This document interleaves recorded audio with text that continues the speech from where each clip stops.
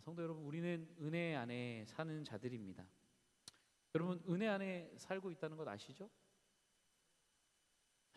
정말 아시나요? 네. 우리 로마서 5장 2절 말씀입니다. 이 말씀에 보면 이렇게 말씀해요. 또한 그로 말미암아, 예수님입니다. 예수님으로 말미암아 우리가 믿음으로 서 있는 이 은혜에 들어감을 얻었으며 하나님의 영광을 바라고 즐거워하느니라. 우리가 믿음을 통하여 은혜라는 자리에 들어가 있고 그 은혜의 자리에 서 있다라고 바울은 이야기합니다. 우리는 예수님을 통해서 은혜라는 자리에 서 있어요. 은혜를 받고 있고 그 이미 하나님의 은혜가 우리 가운데 지금도 함께 한다는 것입니다. 어떤 은혜일까요? 하나님과 원수되었던 우리가 화평을 누리고 또 하나님을 아버지라 부를 수 없었던 우리가 하나님의 양자가 되어서 그분의 모든 것을 받게 되었다는 은혜가 우리에게 있는 것이죠. 근데 여러분, 문제는 뭐냐면 우리가 은혜 안에 서 있다, 바울은 이렇게 말하는데 우리는 그 은혜를 잊어버리고 망각할 때가 너무나 많아요. 그래서 은혜를 받았음에도 마치 은혜를 받지 않은 사람처럼 살아갈 때가 너무나 많다는 거죠. 오늘 말씀을 통해서 우리가 은혜를 받고 있다, 그 은혜가 무엇이고 또 그 은혜를 받았다면 우리가 어떻게 살아가야 할지 함께 생각해 보고자 합니다. 오늘은 다윗 이야기입니다. 다윗이 골리앗을 때려잡고 그리고 이제 사울이 죽인 자는 천천히요 다윗이 죽인 자는 만만이다 이렇게 해가지고 사울이 그때부터 자기의 사위임에도 불구하고 다윗을 계속해서 죽이라고 하잖아요. 결국에는 다윗이 피하고 도망 다니다가 결국에는 어디까지 갔어요? 자기가 죽인 장수의 땅 블레셋까지 가지 않습니까? 블레셋까지 도망을 가는 거예요. 오죽 도망갈 곳이 없으면 자기가 과거에 골리앗을 죽였잖아요. 근데 그 블레셋으로 도망을 칩니다. 그때 그 블레셋은 이게 가드, 가사 뭐 이렇게 여러 개의 도시로 이루어진 국가인데 가드라는 곳으로 갔는데 그때 왕이 아기스였어요. 가드 왕이 아기스가 시글락이라고 하는 한 성읍, 저기 지도에 보시면 시글락이라고 중간쯤에 표시된 곳 있죠? 시글락이라고 주는 한 성읍을 다윗에게 줍니다.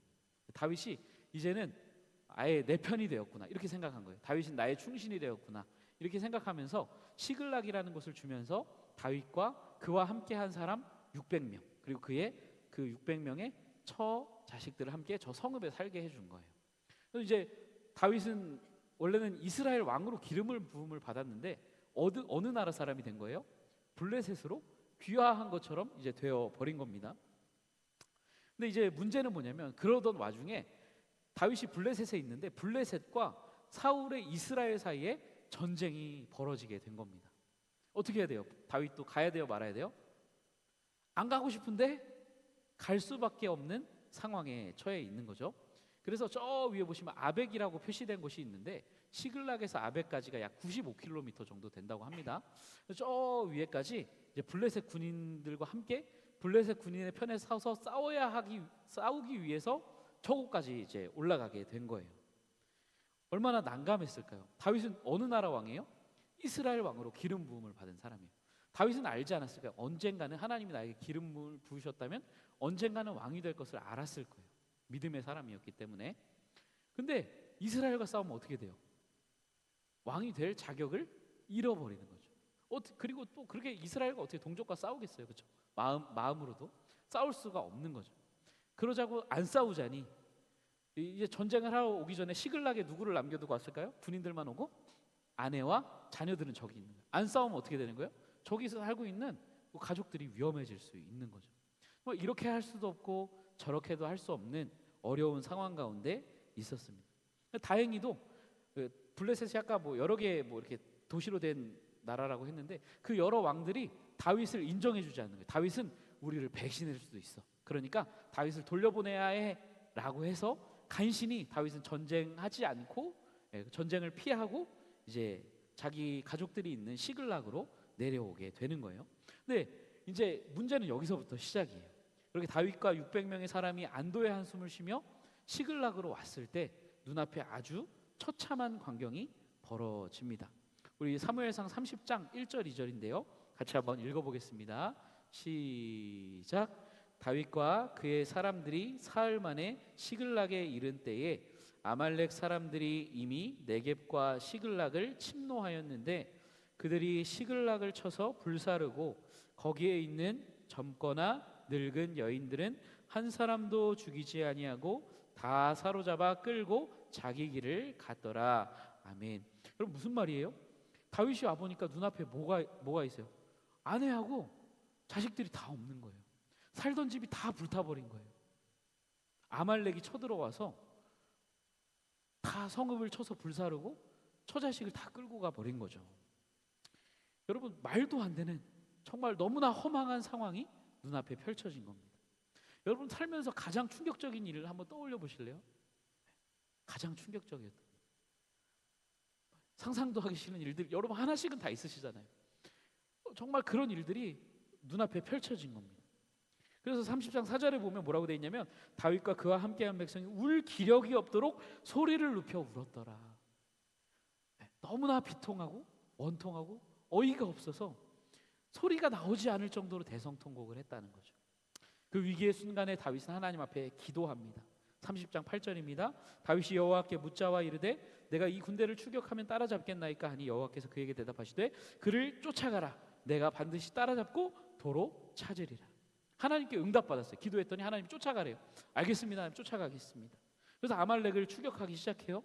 한시가 급한 상황이어서 아까 지도를 한번 다시 보여주실 수 있다면 저기 아벡에서 시글락까지 90km 정도로 왔는데 시글락에서 부솔 시내까지가 한 25km 정도 되는 거리를 막 쉬지도 않고 또 추격해서 가는 거예요. 문제는 뭐냐면 이렇게 추격해서 급하게 갔더니 낙오자들이 발생하는 거예요. 600명의 군인들 중에 3분의 1이 지쳐서 더 이상 갈 수 없는 탈진 상태가 되고 맙니다. 그래서 부솔 시내에 200명의 탈진했던 사람들을 남겨놓고 400명의 사람들과 함께 계속해서 추격을 이어나가기 시작해요. 그러다가 들에 버려진 한 애굽 소년을 만났다. 성경에 이렇게 기록이 되어 있어요. 이 소년이 3일 동안 먹지 못하고 아파서 정신을 차리지 못하는 그 소년을 만났어요. 어떻게 해야 돼요? 지금 이 소년을 돌봐줘야 돼요? 가족들을 찾으러 가야 돼요? 어떻게 해야 돼요? 소년을 돌봐줄 틈이 있어요? 내 가족들은 어떻게 해요? 어떻게 어떤 일을 당할지 어떻게 될지 모르는 상황이잖아요. 근데 다윗이 바보 같아요. 거기에 멈춰서 그 소년을 먹여주고 돌봐주는 거예요. 너무나 다급한 상황에.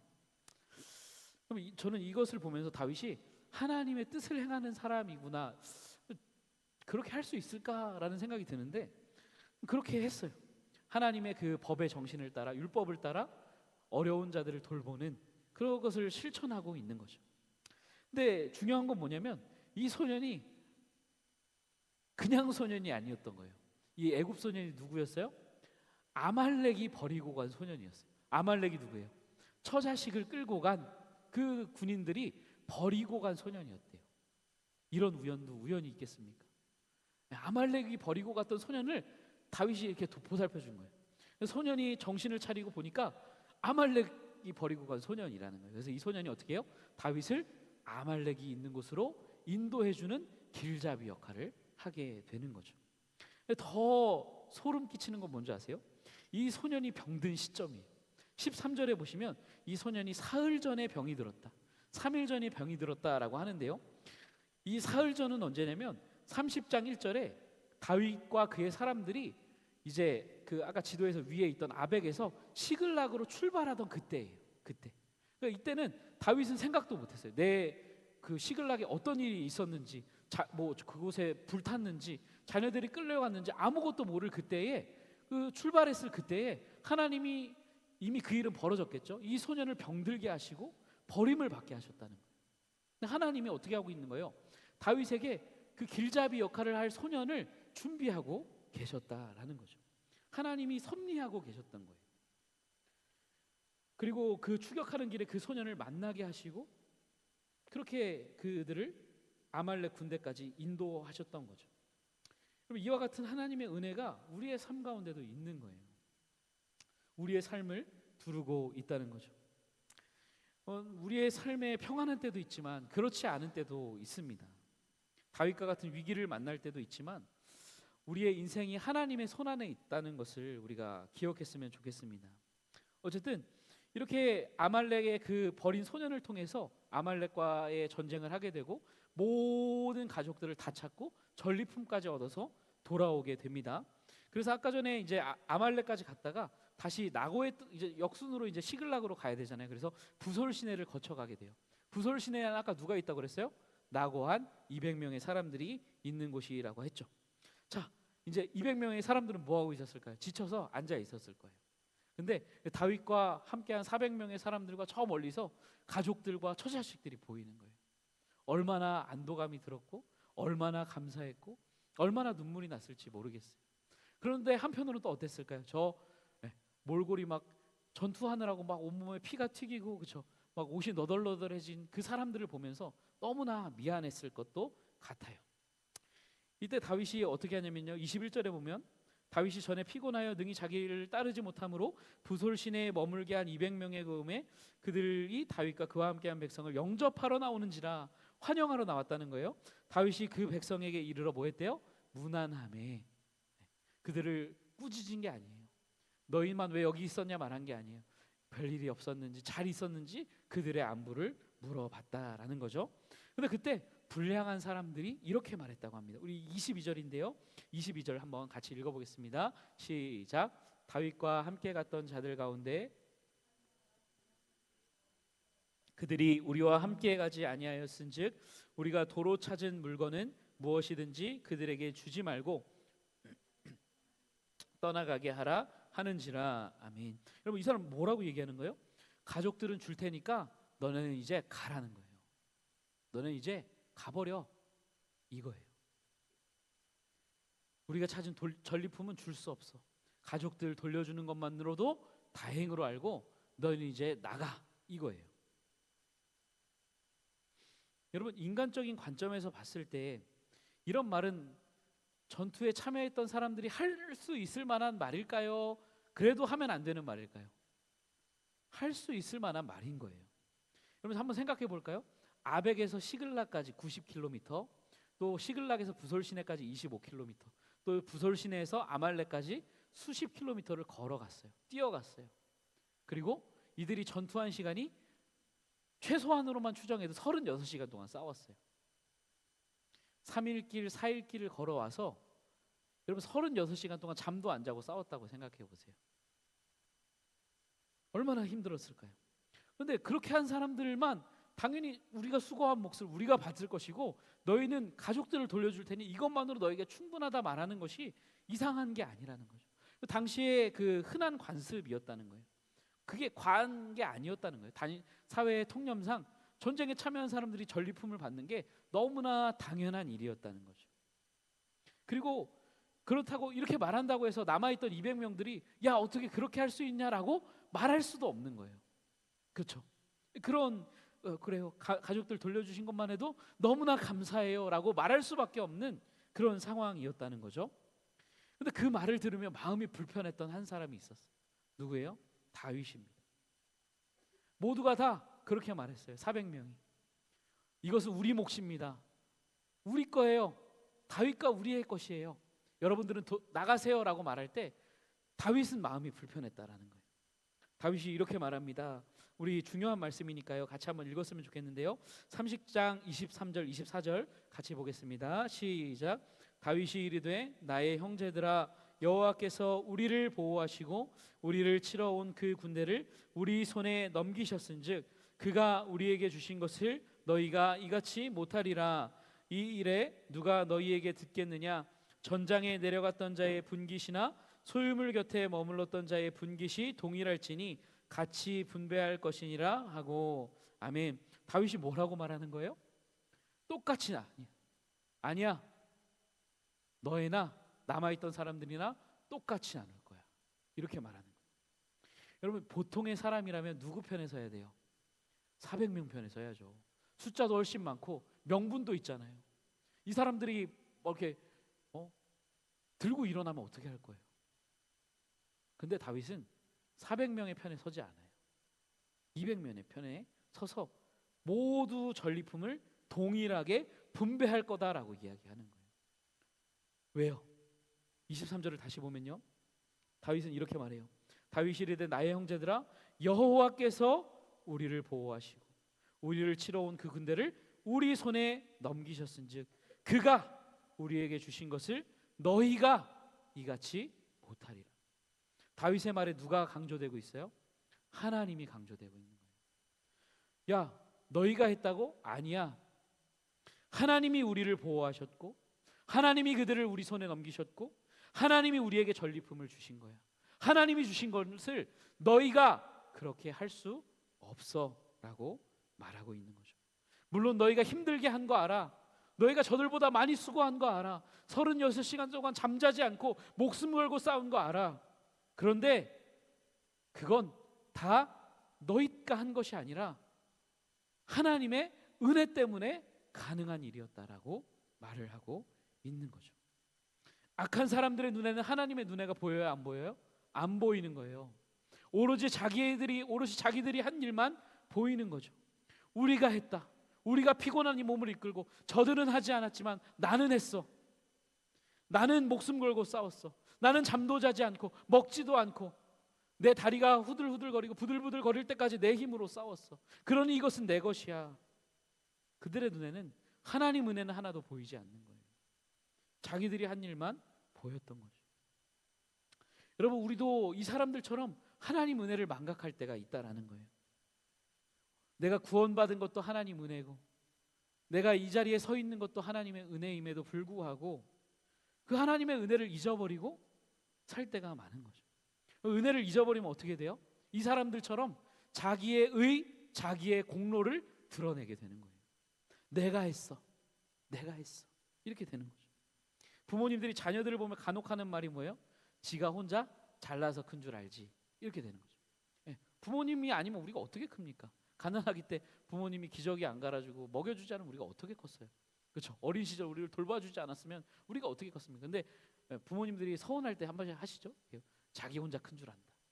근데 하나님과의 관계에서도 그럴 수 있다는 거예요. 우리가 하나님의 은혜 때문에 이만큼 살아있는 것인데 그 은혜를 우리가 잊고 내가 이만큼 했지 이렇게 하게 된다는 거죠.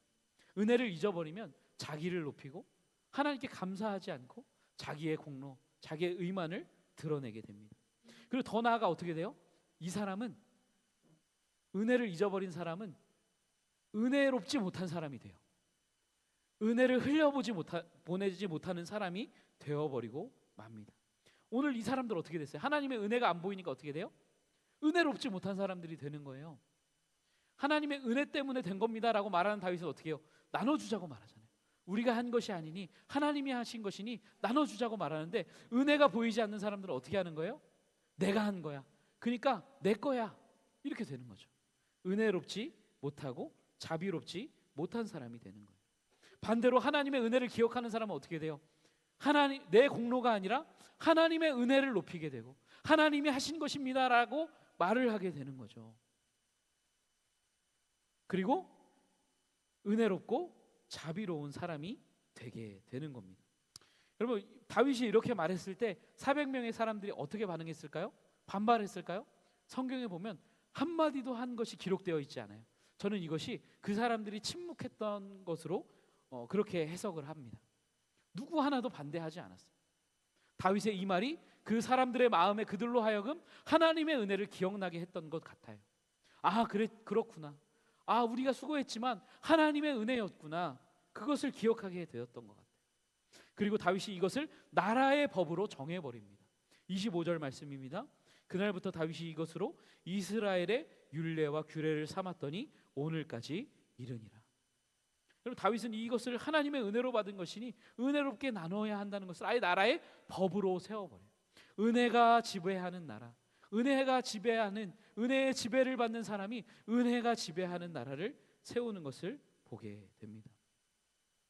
여러분, 우리는 하나님의 은혜를 받은 자들입니다. 은혜 안에 서 있는 자들임을 기억했으면 좋겠어요. 우리가 어떤 은혜를 받았나요? 죄사함의 은혜를 받았습니다. 우리 같은 자들이 하나님 앞에 감히 의롭다함을 얻을 수 있는, 우리가 의인인가요? 우리 의인이에요. 우리 죄인 아닙니다. 예수를 믿으면 다 의인이에요. 의롭다함을 얻었느니라. 우리는 의인이에요. 근데 사실 실상을 보면 우리는 죄인같이 살아가죠. 그런데 하나님이 우리를 의롭다고 여겨주신대요. 예수 그리스도 안에서. 그러니까 이게 은혜인 거죠. 우리 같은 자가 어떻게 의인이 되어 하나님의 자녀로 입양되고 하나님 앞에 설 수 있는 은혜인 거예요. 또 하나님의 양자로 입양되어서 감히 하나님을 아버지라 부를 수 있는 것, 하나님의 나라를 상속으로 받을 수 있는 것, 이 땅에 사는 우리를 홀로 두지 않으시고 성령을 보내주셔서 영원히 우리를 떠나지 않으시며 우리와 함께 하시는 은혜를 우리가 누리고 있는 것 아닙니까? 아무 공로 없이, 하나도 보탬 없이 우리가 뭘 보탠 게 있습니까? 하나님 앞에. 여러분 보탠 거 있으세요? 하나님 은혜를 받기 위해 여러분 보탠 거 있으세요? 헌금했다고요? 헌신했다고요? 그게 하나님의 은혜를 받을 수 있는 조건이 될까요? 전혀 되지 않아요. 여러분 우리가 평생 수고해도 하나님의 은혜를 받을 수 없어요. 천국 못 가요. 우리가 다 있는 것을 다 드려도 천국에 갈 수 없는 사람들이에요. 다 은혜로 받은 거예요. 다 은혜로. 여러분 이것을 우리가 알면 우리가 잊어버릴 때가 있어요. 잊어버리면 나를 자랑하고 싶어요. 내가 이만큼 헌신했지, 내가 결단하고 이만큼 하나님께 수고했지, 이렇게 하게 돼요. 하나님의 은혜를 기억하면 그렇게 할 수가 없는 거예요. 그럼 바울이 고린도전서 15장 10절에서 뭐라고 말해요? 내가 나 된 것은 하나님의 은혜로 된 것이니 내가 모든 사도보다 더 많이 수고하였으나 내가 한 것이 아니요 오직 나와 함께 하신 하나님의 은혜로라. 바울이 내가 다른 사도들보다 더 많이 수고했지만 내가 한 게 아니야, 하나님의 은혜라고 말할 수 있었던 것은 죄인과 괴수와 같은 나를 하나님이 사랑해 주신 그 사랑, 그 은혜를 잊지 않고 늘 기억했기 때문에, 그 은혜 때문에 자기를 자랑할 수 없었다니까요. 은혜를 기억하는 사람은 하나님을 자랑합니다. 그 은혜를 기억하는 사람은 은혜로운 자가 되는 거예요. 누가복음 6장 36절 주님이 이렇게 말씀합니다. 우리 같이 읽어보겠습니다. 너희 아버지의 자비로우심 같이 너희도 자비로운 자가 되라. 아멘. 여러분 우리가 은혜를 기억하면 우리가 은혜로 받았기 때문에 은혜로운 자가 될 수 있는 거죠. 말씀을 정리하겠습니다. 총신대 신대원에서 구약학을 가르치는 김희석 교수님이라는 분이 계세요. 개인적으로 제가 존경하는 분입니다. 수업도 제가 되게 좋아했을 뿐만 아니라 제가 사역하던 교회에서 이분을 한번 모신 적이 있어요. 강사로 초빙을 해서 이제 이분을 개인적으로 만나서 잠깐이지만 교제를 했는데, 이분의 그 잠깐의 교제하는 데서 느껴지는 이분의 그 겸손함, 그분의 성품 이런 게 다 느껴지더라고요. 정말 교수님인데 이렇게 되게 겸손하시다 그런 생각을 했던 적이 있거든요. 아무튼 되게 좋은 분입니다. 존경하는 분인데, 그분이 얼마 전에 올리신 글을 보고 굉장히 도전이 된 것이 있어서 여러분들과 함께 나누고 싶어서 한번 읽어드리도록 하겠습니다. 사역자에 대한 내용이요. 사역자가 살아남으려면 하늘에 연결되어야 한다. 이것 외에는 방법이 없다. 하늘에 연결되어 그 은혜가 계속 내게 밀고 들어와 내가 그분을 위해 한 것보다 그분이 나를 위해 하신 일이 비교할 수 없을 만큼 더 크다는 사실이 보여야 한다. 그 은혜의 파도가 밀려와 내가 한 일의 총합의 큰 산을 집어삼켜 나의 태산이 잠겨 보이지 않게 되어야 한다. 무익한 종일 뿐입니다라는 고백은 무언가 뛰어난 신앙을 가진 사람의 고백이 아니라 은혜에 계속 끝까지 삼켜진 자가 내놓는 현실이다. 간절히 구한다. 오늘도 그 은혜의 파도에 집어삼킴을 당하게 하소서. 제가 이따가 제가 읽어드려서 잘 안 들어오실 수 있는데 한번 올려드릴게요, 카톡방에. 그러니까 내가 한 일보다 하나님의 은혜가 계속 내게 밀려와서 내가 한 일을 하나님의 은혜가 집어삼키게 될 때 그 사람은 어떻게 고백하게 된다는 거예요? 나는 무익한 종입니다. 이거는 특별한 어떤 신앙이 좋은 사람이 고백이 아니라는 거예요. 하나님의 은혜를 정말 마주한 사람, 내가 한 이 모든 일보다 하나님의 은혜가 너무나 크다는 것을 발견한 사람은 나는 무익한 종입니다, 하나님의 은혜입니다라고 고백할 수밖에 없게 된다라는 거죠. 여러분, 이런 은혜가 여러분들에게 있기를 원해요. 은혜에 집어삼킴을 당하고 내 어떤 공로보다 하나님의 은혜가 크다는 것을 우리가 깨닫게 되어서 그 은혜의 지배를 받고, 그래서 하나님의 이름만을 찬양하고 높이고 하나님만을 자랑하고 또 그 받은 은혜 때문에 은혜롭고 자비로운 삶을 살아가는 우리 모두가 될 수 있기를 우리 주님의 이름으로 축복합니다.